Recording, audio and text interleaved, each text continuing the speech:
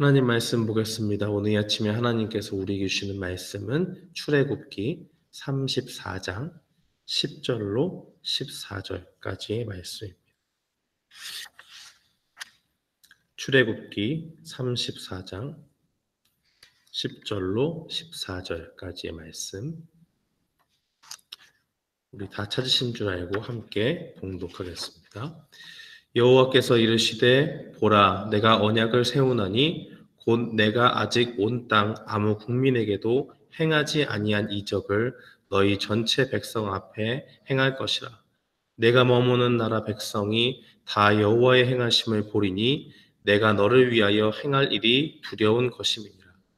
너는 내가 오늘 내게 명령하는 것을 삼가 지키라. 보라, 내가 내 앞에서 아모리 사람과 가나안 사람과 헷 사람과 브리스 사람과 히위 사람과 여부스 사람을 쫓아내리니 너는 스스로 삼가 내가 들어가는 땅의 주민과 언약을 세우지 말라. 그것이 너희에게 올무가 될까 하노라. 너희는 도리어 그들의 제단을 헐고 그들의 주상을 깨뜨리고 그들을 아세라 상을 찍을지어다. 너는 다른 신에게 절하지 말라. 여호와는 질투라. 이름하는 질투의 하나님이니라. 아멘. 오늘은 날마다 성경 출애굽기 34장 10절로 35절의 내용들을 살펴보는 시간입니다. 우리가 이제 오늘 말씀을 살펴볼 때에 하나님께서 언약을 세우시는 그 장면이 나타났죠.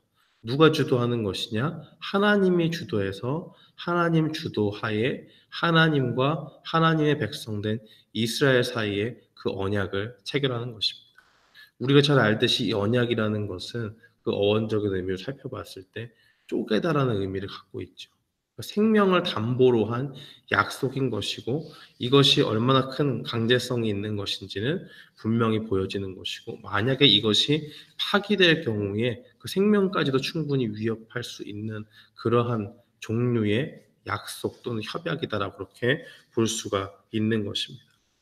하나님께서 이 언약을 체결하실 때 하신 말씀이 10절 말씀에 보면 하나님이 다른 어떤 나라에서도 본 적이 없는 놀라운 일들을 너희 앞과 또 너희 주변에 있는 나라들에게 그렇게 보여줄 것이다라고 그렇게 이야기하시는 것입니다. 그것을 보면서 반응은 두 가지가 있겠죠. 하나님께서 그 큰 일들을 하셔서 그 큰 일들로 인해서 수혜를 받는 이스라엘 백성에게는 야, 우리 하나님이 이렇게 위대하시구나. 하나님께서 우리를 이렇게 생각하시구나 하는 그 하나님의 마음을 엿볼 수 있는 것이고요. 그것을 하나님의 큰 역사로 인해서 징벌을 당하고 그 우상을 숭배하고 있는 그 다른 민족들에게 내려지는 그 처벌을 통해서는 그 사람들도 하나님을 느끼게 되겠죠. 아, 내가 섬겼던 신이 가짜 신이고 참 신은 하나님밖에 없구나 하는 것을 깨달으면서 그들도 하나님 앞에 나오기를 바라게 되는 그러한 일들이 일어날 수 있는 것입니다. 이처럼 우리가 이 하나님께서 체결하신 그 언약 가운데 분명히 기억해야 될 것은 하나님께서는 어떤 마음으로 우리를 살펴보시냐. 내가 지금 당장 너를 위해서 일할 준비가 되어 있다라고 그렇게 말씀하시는 것이죠. 사실 우리가 이 본문 내용 앞서 어제 살펴본 내용을 살펴보면 모세가 하나님 앞에 간구할 때 하나님 우리는 목이 곧은 백성이지만 우리를 기업으로 삼아 주십시오라고 하는 그러한 요청을 하죠. 어떻게 보면 참 뻔뻔하지 않습니까? 그런데 이 모세가 열망하는 것이 바로 그런 것이에요. 우리는 연약하고 부족한 거 하나님도 잘 아시지만 하나님 은혜와 긍휼로 말미암아서 우리를 좀 하나님의 기업으로 좀 삼아 주십시오라고 하는 그 간절함이 있는 것입니다. 그럴 때 하나님께서 언약을 체결하시면서 나는 준비가 되어 있다. 나는 오늘도 너의 삶에 역사할 준비가 되어 있고 그것을 통해서 네가 바로 나의 백성이라는 것을 다른 사람들에게도 보일 준비가 되어 있다라고 그렇게 말씀하시는 것입니다.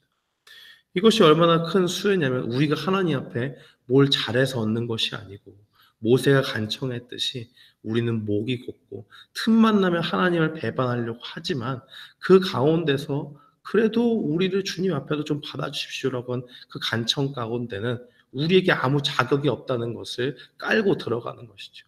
그러니까 중요한 것은 하나님께서 이렇게 우리를 위해서 일하실 수 있는 하나님으로 언약을 체결해 주신다는 것 자체가 얼마나 큰 은혜인가 하는 것입니다. 우리가 이 사실을 분명히 깨닫고 나아가야 됩니다. 이 사실을 깨달을 때는 하나님께서 우리에게 이 언약 가운데 요구하시는 바를 우리가 충분히 감안할 수가 있는 것이죠.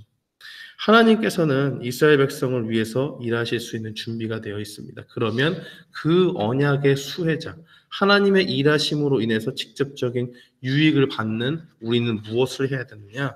바로 하나님 앞에 순종하는 삶으로 영광을 돌려야 된다라고 이야기하는 것입니다.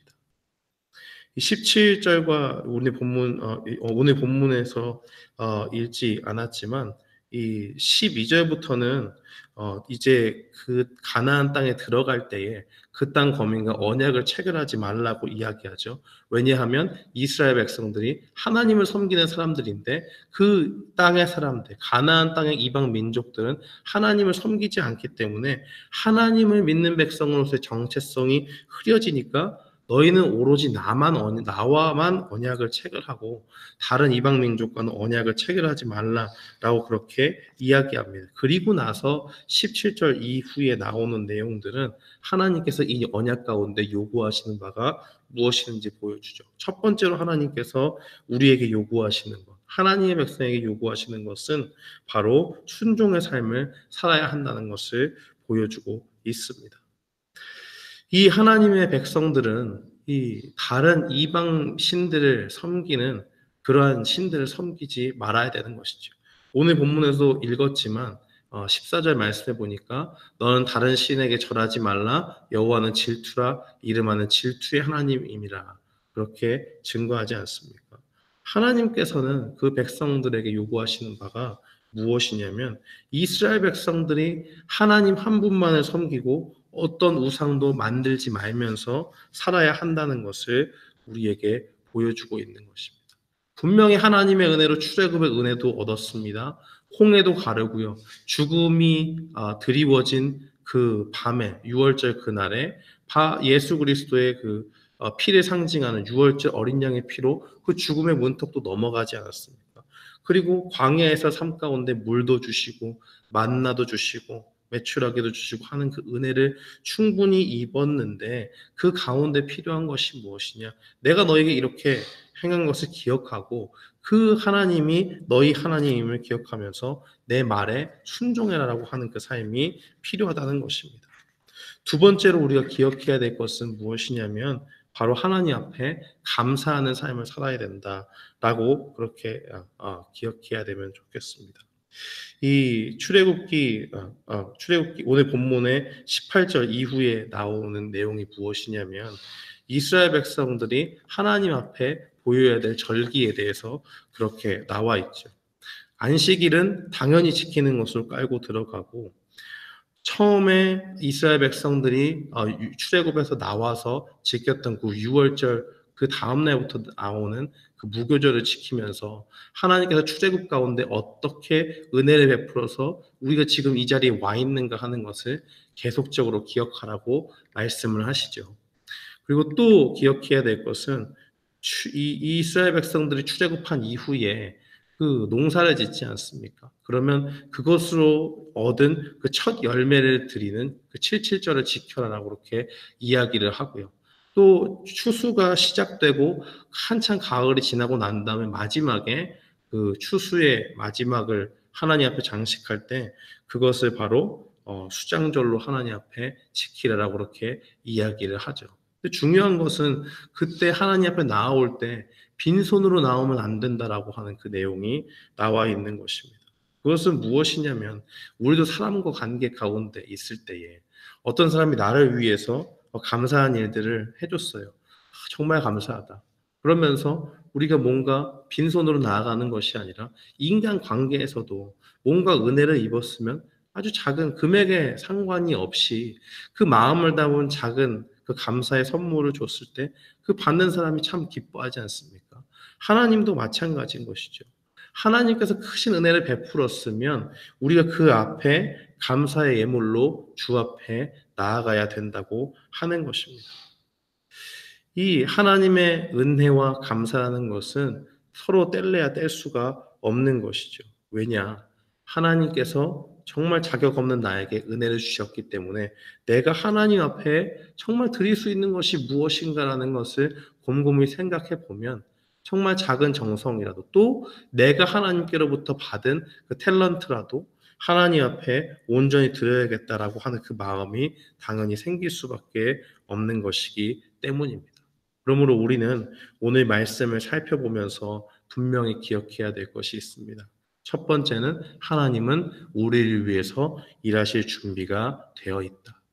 그리고 나서 기억해야 될 것은 그러므로 우리가 주님 앞에 살아야 되는 그 삶의 과정 가운데서 하나님 말씀에 순종하고 또 주님이 주신 그 은혜에 감사하는 생활을 해야겠다라는 것을 분명히 기억하시기 바랍니다.